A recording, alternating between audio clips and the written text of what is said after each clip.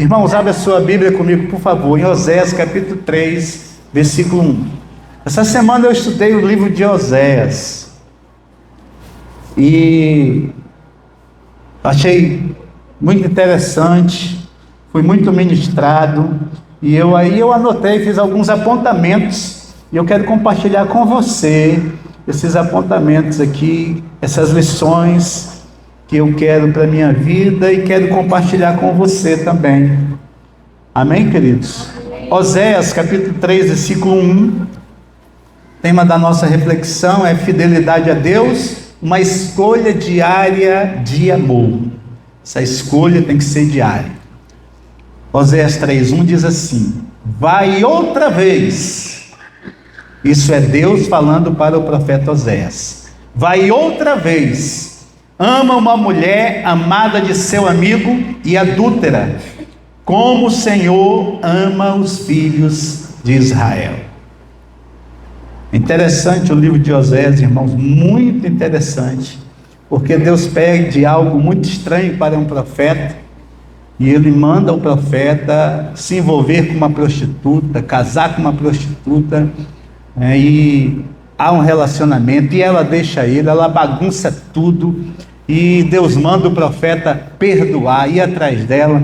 É muito interessante, porque Deus está dando uma lição aqui para o povo de Israel. Então esse livro, ele apresenta assim, surpreendentemente, é Deus usando a própria vida do profeta Oséias como uma mensagem viva para Israel.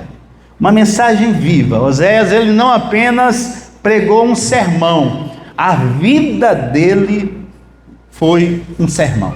Ele viveu um sermão na sua própria vida. Imagina só, um homem apaixonado, um homem preparando a casa, trabalhando todos os dias, sonhando com uma família feliz, mas a pessoa que ele ama o trai. Essa pessoa trai ele e troca ele, que é o amor verdadeiro, ele representa o amor verdadeiro, por promessas vazias. Foi isso que aconteceu com o profeta Oséias. Como será que nós reagiríamos diante de uma situação dessa? Será que a gente ficaria zangado, magoado, irado? Será que a gente desistia? Então nós vamos ver aqui, eu vou lhe mostrar aqui qual foi a atitude desse profeta e o tanto de lições que nós podemos aprender e aplicar para a nossa vida diária.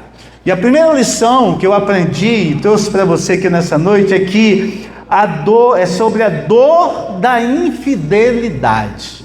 A dor da infidelidade. Deus ordena a Oséias que se case com uma prostituta. E o nome dela era Gomer, uma mulher que seria infiel, e ela não era apenas, ali não era apenas um casamento. Na realidade era uma encenação profética que Deus queria colocar diante de Israel. Gomer aqui, a prostituta que o profeta se casou, ela representa Israel. E Israel tinha tudo. Israel tinha provado da libertação do Egito. Israel tinha provado do cuidado do Senhor no deserto. Israel tinha alcançado a terra prometida. Israel tinha uma proteção divina continuamente. Israel tinha colheitas abundantes. Israel viu milagres que nenhuma nação viu.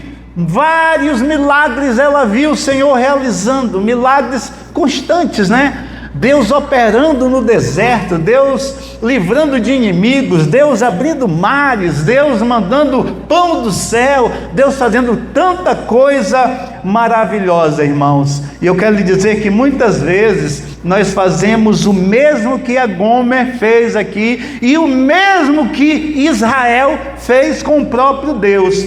Nós não nos ajoelhamos diante de estátuas, mas nós construímos ídolos. Israel abandonou o Senhor por ídolos, por idolatria. E Deus estava querendo mostrar uma lição aqui de um relacionamento de uma mulher que traía o homem, mostrando que essa mulher representava o próprio Israel, porque Israel tinha deixado o Senhor para adorar outros ídolos. E muitas vezes nós, nesse tempo, num tempo como hoje, nós não somos tão diferentes, e nós construímos ídolos modernos. Que ídolos são esses? Um exemplo, dinheiro. O dinheiro é um ídolo, e a Bíblia diz, a Bíblia, irmãos, é a única coisa que a Bíblia, as duas coisas que a Bíblia coloca como Senhor, é o Deus Todo-Poderoso, é o Senhor, e o outro Senhor que a Bíblia aponta é o dinheiro. Você sabia disso? Nem o diabo é colocado como Senhor na Bíblia, mas o dinheiro é colocado como Senhor, e muitos dependem do dinheiro, não dependem do Senhor. Muitos amam mais o dinheiro do que o Senhor. O dinheiro é bom e o dinheiro é necessário, mas ele não precisa substituir Deus nas nossas vidas. Amém? Sabe, um outro ídolo moderno que nós colocamos às vezes na nossa vida é o status, né? Tem pessoas que gostam de status, né? De posição, né? Nós já tivemos algumas experiências aqui, pessoas que vieram aqui congregar conosco, mas não acharam muito legal não, sabe, irmãos? E eu vou lhe dizer aqui, realmente não tem status. Nós somos servos do Deus Altíssimo. E o nosso modelo é Jesus. Com Jesus não tinha conversa de status. Estava lá, Jesus foi dar uma lição para os 12. Vou dar uma lição para vocês como é que deve ser líder. Como é que vocês têm que se posicionarem. Vou mostrar para vocês como é que vocês serão reconhecidos. Aí sabe o que é que Jesus faz? Pega uma bacia com água, pega uma toalha e se ajoelha diante de cada um e lava os seus pés. Nós temos que aprender com o mestre. Esse é o maior exemplo de liderança. Ele diz: quem quiser ser grande, seja pequeno. E tem muita gente que quer status, posição. Não, irmãos, a nossa posição é de filhos de Deus. A nossa posição é de homens e mulheres que servem a Deus. E na nossa liderança nós precisamos servir, entender que liderar é servir. Amém, amados? Então, muita gente coloca o status como líder. Se não tiver status, não interessa. Se não tiver, não interessa. Sabe? Um outro ídolo que tem se levantado nos nossos dias modernos é o trabalho. Nós sabemos que o trabalho é necessário. Na escala de valores nós colocamos até assim, ó: Deus é primeiro, a família é segundo, e depois vem o trabalho. O trabalho. Porque sem o trabalho você não sustenta a família. Sem o trabalho você não abençoa a igreja, não dizima, não oferta. Amém? Né? E depois vem a igreja como, né, a prática a prática espiritual e outras coisas depois, né? Essa é a ordem que a gente coloca, né? Mas muita gente adora o seu trabalho, sabe, ao ponto, hoje muitas pessoas não vieram adorar conosco nessa noite. E se o líder ligar, alguns vão dizer assim: eu não estava me sentindo muito bem, preferi ficar em casa. Tudo bem, Deus abençoe, Deus cure, restaure. Sabe, irmãos, mas amanhã cedinho está no trabalho. Amanhã cedinho ele está lá. Ele não tem coragem de faltar. Ele não tem coragem de jeito nenhum, porque ele ama demais o trabalho para ele faltar. Ele vai lá, chega às vezes com a tipóia na mão, no braço, chega todo arrebentado, mas ele chega e ele fica lá, né? Então, o trabalho é necessário e está nessa escala, mas a adoração ao Senhor está acima disso. Não estou falando de ativismo religioso, eu estou falando de adoração. E inconscientemente nós levantamos esses ídolos nas nossas vidas. Um outro ídolo, redes sociais. Um outro ídolo, irmãos, prazeres passageiros. Aliás, quase todas as formas de pecado são prazeres muito passageiros, né? Outro ídolo é a nossa própria vontade, é a minha vontade. Eu não abro mão da minha vontade, a minha vontade. A sua vontade tem que estar debaixo da vontade de Deus. A primeira vontade tem que ser a de Deus. Amém, amados? Sabe por quê, irmãos? Preste bem atenção que eu vou lhe dizer. Deus, Ele não quer apenas uma parte da nossa vida. Deus, Ele não quer só uma área da sua vida. Deus, Ele não quer só um pouco do seu tempo. Sabe, irmãos, Deus deseja exclusividade. Se Ele não for o primeiro na sua vida, nenhum outro lugar interessa para Ele.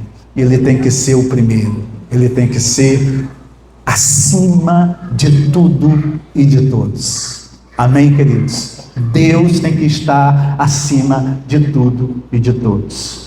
Uma outra lição que eu aprendi nesse livro de Oséias, irmãos, é que o pecado sempre promete mais do que ele entrega. Né? O profeta obedeceu a Deus, foi lá e trouxe uma prostituta e se casou com ela, a Gomer. Passou um tempo, aí sabe o que aconteceu? Ela se mandou, abandonou ele e voltou para a vida de prostituição, né? E ela acreditou de uma forma ilusória que ela encontraria felicidade longe do marido. Mas Israel, irmãos, pensou que deuses pagãos lhe dariam prosperidade, mas o resultado foi escravidão. O resultado foi escravidão. O pecado, ele funciona como um vendedor enganoso. Aquele vendedor que faz um marketing tremendo e na realidade não é nada do que ele falou. É aquele que anuncia assim: venha, aqui você vai ser feliz. Venha, aqui tem a solução que você precisa. Venha. O pecado, ele funciona como esse vendedor enganoso. Sabe por quê? Porque o marqueteiro é o capeta. É o diabo que faz o marketing do pecado. E ele fantasia o pecado como uma coisa boa. E até boa no início. É até bom. Se o pecado não fosse bom, ninguém pecava. Só que depois vem a realidade. Depois vem as consequências. Depois vem a vida real. Cai a fantasia do pecado, meu irmão, e nós estamos numa vida real. Aí nós vamos encarar as consequências. Aí é complicado, né? Porque depois de tudo isso, depois que se peca, sabe o que é que ele entrega, irmãos? Ele entrega um vazio na alma, ele entrega culpa, ele entrega feridas na nossa alma, ele entrega distanciamento de Deus. O pecado nos distancia de Deus. O pecado, ele levanta uma divisão entre nós e Deus. A Gomer resolveu ir lá e voltar para o pecado. Foi uma decisão muito errada. Mas aí eu aprendo a terceira lição desse livro aqui, irmãos. E a terceira lição é que o amor de Deus não desiste. O amor de Deus não desiste. Você sabia que Deus nunca desistiu e Ele nunca vai desistir de você? Ainda é o exemplo aqui, ainda que você vá, ainda que você suma, ainda que você peque, ainda que você se ferre todinho ou todinha, mesmo assim, mesmo lá no lamaçal, mesmo como Gomer aqui lá no prostíbulo, mesmo Israel aqui aprontando, querendo adorar outros deuses, querendo seguir o modelo de outras nações, mesmo nessa situação, Deus continua amando. Deus não desiste. Deus, ele não desiste, irmãos. Ele não desiste de você. Para mim, essa é a parte mais emocionante desse livro. Sabe, irmãos, porque o livro acontece aqui quando Deus manda Oséias buscar Gomer novamente. E Oséias aqui é a figura do próprio Deus. Vai lá novamente, vai buscar ela lá no prostíbulo, vai buscar ela. E quando ele chega lá, ela está destruída, ela está sem dignidade, ela está sem recurso, ela talvez ela estava sendo, tudo indica, pelo contexto cultural, que ela ia ser vendida como escrava. E a prova é tanto que quando Oséias chega lá, Oséias paga um preço por ela. Você lembra de que isso aqui, irmãos? Oséias paga um preço para tê-la de volta. Irmãos, que cena poderosa é essa do livro? Isso é um filme. Ele paga para ela voltar, e foi exatamente isso que Deus fez conosco. Foi exatamente isso, quando nós estávamos perdidos no lamaçal de pecado, quando nós estávamos nos nossos delitos, quando nós estávamos nas trevas, quando nós estávamos distantes, quando nós estávamos mortos. A Bíblia diz que nós estávamos mortos, mas o Deus Todo-Poderoso, Ele vem, Ele se faz carne, Ele morre numa cruz e Ele nos resgata. Ele paga o preço necessário para nos tirar dessa situação, usando o modelo aqui de Oséias, que vai lá no prostíbulo e paga o que é necessário. Eu vou pagar tudo e eu vou levar ela novamente. Irmãos, é Deus dizendo para o homem, é Deus dizendo para nós, quando nós nos distanciamos, quando nós abandonamos Deus, é Deus se manifestando e dizendo: volte, eu te amo, eu te quero, eu fiz tudo por você, eu farei novamente, eu pago o preço. Aleluia, louvado seja o nome do Senhor. Não porque nós merecíamos, nós não merecíamos, irmãos, mas porque Ele nos ama. Ele nos ama. Diga: Ele me ama. Diga para o seu irmão, não tenha dúvida, Ele te ama.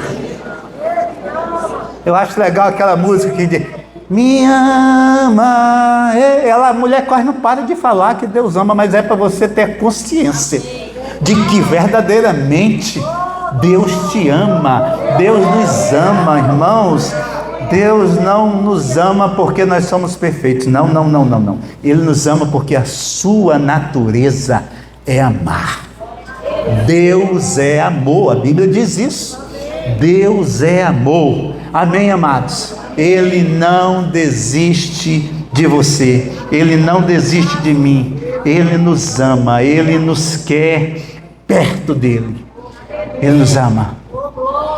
Oséias foi lá e pagou o preço necessário para trazê-la novamente, para colocar numa casa confortável, para dar o melhor para ela, para dar o conforto, para devolver a dignidade, para devolver o nome para ela, para dar um nome a ela. Quem dava o nome à mulher era o homem, era o casamento. Oséias faz o que era preciso. Deus fez o que foi preciso. Deus já fez. Amém? Ele já fez. Você é livre para viver e para usufruir do melhor de Deus nesta terra. O melhor de Deus é para você. Sabe o melhor de Deus para Oséias? Para quem era, irmãos? Para o que era o melhor que ele tinha, o melhor que ele tinha, que Oséias tinha, era para quem? Para a sua esposa, que ele traz, ele investe, ele traz, ele dá todo o conforto. É Deus na nossa vida, irmãos. É Deus que quer nos dar todo o conforto, que não quer deixar faltar nada para nós, que quer que a gente coma o melhor dessa terra, que quer que cada um de nós sejamos prósperos. A Bíblia diz que a alegria do Senhor, é a alegria do Senhor, a prosperidade dos seus filhos. Quem é filho de Deus aqui, diga glória a Deus. Então você é próspero, meu irmão. Amém. Você é rico. A Bíblia diz que você é rico, sabia disso? A Bíblia diz que Ele se fez pobre para que nós nos tornássemos ricos. E o contexto está falando de dinheiro. Não vem conversa, aquilo era espiritual. Aonde? Espiritual também. Mas o contexto lá, ele estava falando sobre dinheiro. Paulo estava falando sobre dinheiro, oferta. Deus quer que você tenha, prove, usufrua do melhor dessa terra. Não abra mão disso. Não abra mão. Foi isso que Osé fez com essa mulher. E esta mulher simboliza a igreja. Nós somos a igreja do Senhor. Amém? Quarta lição que eu aprendi aqui é que a fidelidade não tem sentimento. Diga, fidelidade não tem sentimento. Irmão, fidelidade não é sentimento, fidelidade é decisão. É decisão.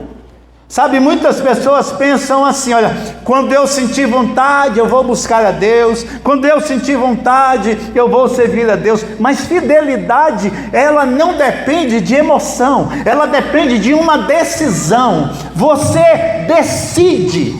Casais permanecem juntos por décadas, porque decidiram ser fiéis, eles decidiram ser fiéis. Eles não sentem a fidelidade. Eu estou há 37 anos namorando com a Márcia. 37 anos. Nós decidimos ser fiéis um ao outro. Porque tem dia que ela quer me matar. Mas Deus é misericordioso. Amém?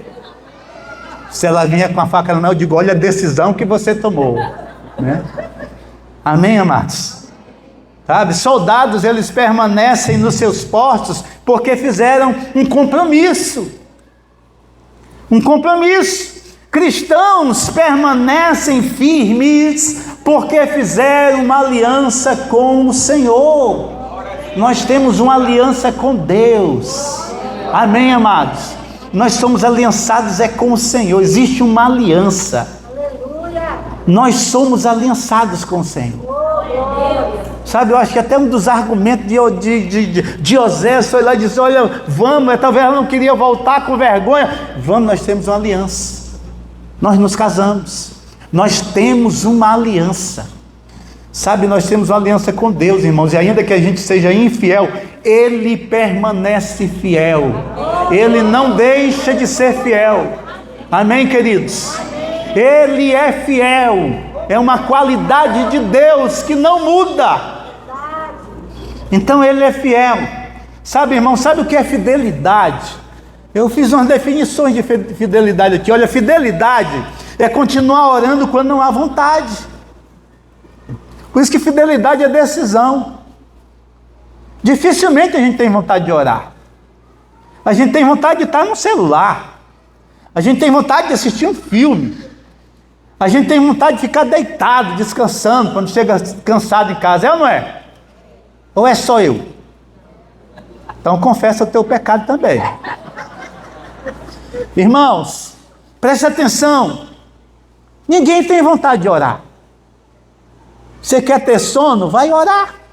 Vai ler a Bíblia. Eu duvido você ler a Bíblia. Ó, tem gente que diz, eu não durmo à noite, não consigo dormir. Não tentou ler a Bíblia. Se você ler a Bíblia, com 5 minutos, você derruba ela no chão.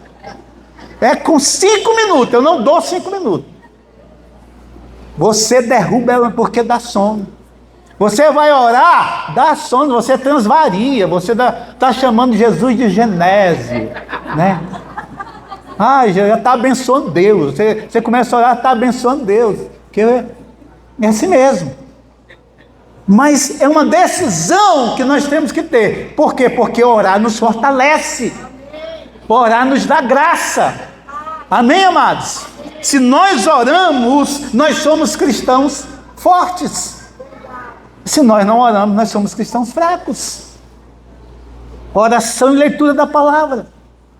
Ah, quantas vezes, irmão, vou ler, não está ruim, mas eu leio, eu quero ler, a minha alma precisa se alimentar da palavra, eu tenho que ler, tenho que subir aqui e ter conteúdo para entregar para você, eu tenho que ler todo dia, eu tenho que estudar todo dia, eu tenho que meditar todo dia, porque se eu fazer a mesma coisa toda semana, você vai embora daqui, você vai dizer, eu não aguento mais esse pastor, prega a mesma coisa. Inclusive tem uma igreja que o pessoal reclamou para a igreja sede, matriz, o pastor lá está pregando a mesma coisa, ninguém aguenta mais. Eu perguntei, o que é que ele está pregando? Eu não me lembro não, então ele tem que continuar pregando isso mesmo. Amém, queridos? Amém. Sabe, permanecer santo quando todos ao redor escolhem o caminho fácil. Isso é uma decisão. Você decide ser isso. Ser santo é uma decisão. Tem até uma canção linda e maravilhosa, né? Eu decido ser santo. É uma decisão. Eu decido ser santo. Eu decido me santificar. Eu decido me separar do pecado. Eu decido evitar erros. Eu decido andar com Deus. Isso não é por sentimento, isso é por decisão. Porque o sentimento, ele só quer o que a carne quer. O sentimento é uma coisa assim, leva-nos a querer ter um prazer, sabe? Um prazer. Tipo, eu tenho muito prazer quando eu como doce. Eu sinto um prazer tão grande, irmãos. Mas eu tenho que decidir comer pelo menos pouco doce. Porque senão a minha barriga vai parar aí onde vocês estão. Amém? Então decida, é uma decisão. A última lição que eu aprendi nesse texto aqui, nesse livro de Oséias, é que Deus procura um povo fiel. Diga glória a Deus, me motiva. Deus procura um povo fiel. Deus está procurando. Sabe, irmãos, o problema de Israel não era a falta de religiosidade. Não era um povo mais religioso que existe no mundo, é o povo de Israel. Sempre foi. Eles não tinham problemas com religiosidade, eles eram religiosos. O problema de Israel, irmãos, não era a religião. Eles ofereciam sacrifícios. Eles participavam das festas. Eles cantavam. A Bíblia diz que quando eles cantavam, eram tão festivos que chamava a atenção das nações vizinhas.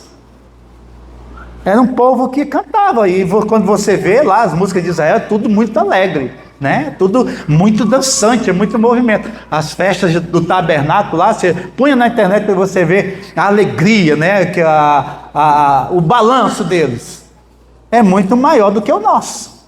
Amém? Então eles cantavam. Mas o problema era que os seus corações estavam longe de Deus. Serviam no templo, não faltavam nenhuma reunião, levavam o sacrifício. Eles queriam adorar tanto, eles tinham vontade de adorar, que eles não estavam adorando mais nem Deus, estavam adorando os outros deuses. Um Deus não estava sendo suficiente. O Deus que nós servimos não estava sendo suficiente. Queriam mais. Para você ver a disposição que eles tinham de adoração. Mas os seus corações estavam distantes do Deus Todo-Poderoso. Por isso o Senhor declara no capítulo 6 de Oséias, no versículo 6, por isso o Senhor faz essa declaração: olha, misericórdia quero, e não sacrifício. Quer dizer, o problema não é o sacrifício. Eu quero conhecimento. Quero que vocês tenham conhecimento de Deus, muito mais do que holocausto. Não estava faltando holocaustos.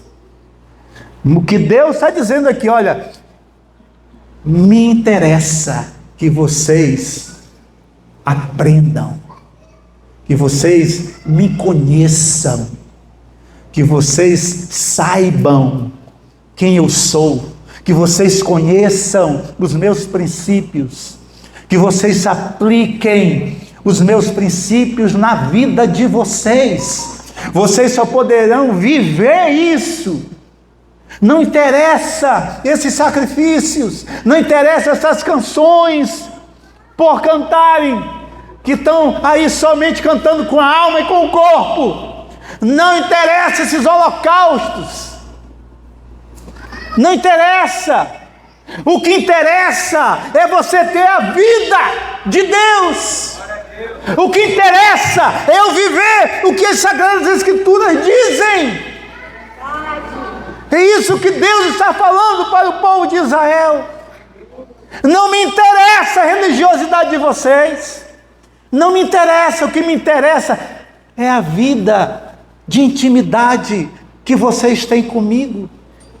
Vocês estão me conhecendo, vocês estão conhecendo a palavra, vocês estão se relacionando comigo, vocês estão tendo devocional, vocês estão tendo tempo de adoração em casa, sozinho, vocês estão reunindo a família, vocês estão dando bom exemplo para os vizinhos, vocês estão dando bom exemplo lá no trabalho de vocês, vocês estão dando bom exemplo na escola de vocês.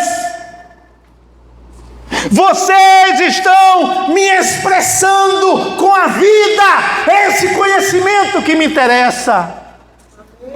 Não me interessa a religiosidade, não me interessa a reverência no templo. O que me interessa é a vida de vocês, aonde vocês estão, porque a vida de vocês vão me representar. Era isso que Deus estava dizendo para o povo de Israel. Porque vocês serão a nação sacerdotal para todas as outras nações. Aleluia, irmãos. É isso que Deus quer na sua vida e na minha vida. É isso que Deus quer que a igreja seja. Aleluia. Expressar a glória de Deus. Aleluia. Louvado seja Deus. Aleluia. Deus não está à procura apenas de frequentadores de igreja. Não. Deus está à procura de filhos que o amem. Deus está à procura de servos comprometidos, de discípulos constantes.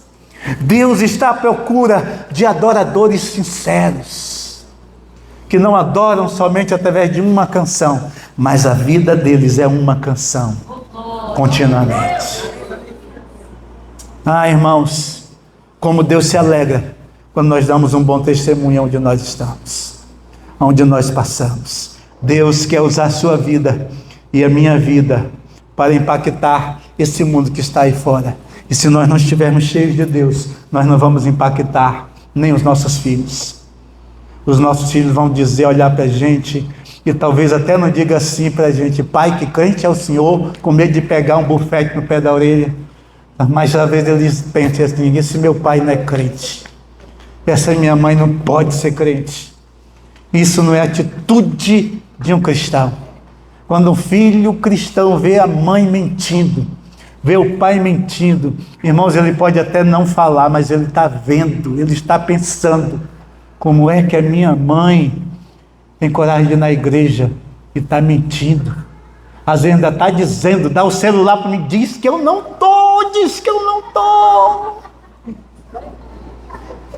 Ainda faz a criança mentir. Sabe, irmãos, que tipo de cristão somos nós, se o nosso nome está no SPC, está no Serasa? Isso não glorifica a Deus. Que tipo de cristão somos nós, se alguém dizer assim: olha, não quero negócio com aquele ali, eu não quero negócio. Mas se alguém apontar e dizer: não, com aquele ali eu vou fazer negócio com ele. Sabe por quê? Aquele é um crente verdadeiro, viu? Aquele ali fala e cumpre. Aquele ali, quando ele deve, ele paga. Aliás, eu não gosto nem de dever muito, porque é perigoso, né? Amém, amados? Eu quero concluir nessa noite essa mensagem com você e dizer para você que todos nós temos um pouco de Gomer dentro de nós. Todos nós temos dentro de nós um pouco de Gomer, porque às vezes nós nos distraímos, porque às vezes nós nos afastamos, porque às vezes nós buscamos satisfações em lugares errados. Mas eu quero lhe dizer também nessa noite, irmãos, que existe um Oséias nos esperando. Um Deus que continua chamando: volte para casa, volte para a minha presença, volte para perto de mim, volte. Deus está dizendo isso para você nessa noite. Amém, amados? Quero que você se coloque em pé em nome de Jesus. Se essa palavra falou ao teu coração, eu quero lhe convidar aqui à frente. Eu quero orar pela sua vida e pela minha vida também. Vem em nome de Jesus.